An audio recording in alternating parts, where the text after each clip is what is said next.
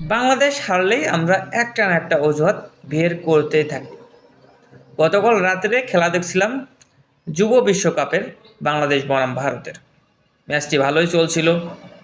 বৃষ্টি বাধায় ম্যাচটি কাটেল ওভারে যে 29 ওভারে 165 রানের লক্ষ্যমাত্রা দাঁড়ায়।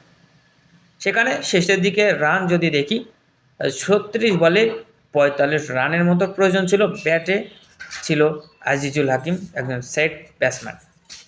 তিনি 50 করলেন এবং শেষের দিকে এসে তিনি ক্যাচ আউটে ফিরে যান। তারপরে আর কেউ ক্রিজে দাঁড়াতে পারেনি।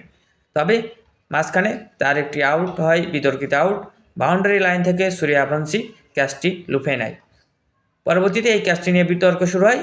সেখান থেকেই আবার একটি অজুহাতের জন্ম। 2015 সালে যেমন শিখর ধাওয়ান মাহমুদুল্লাহ রিয়াদের ক্যাচ ধরেছিল, ঠিক তেমনি এবার আজিজুল হাকিমের ক্যাচ ধরল সূর্যবংশী।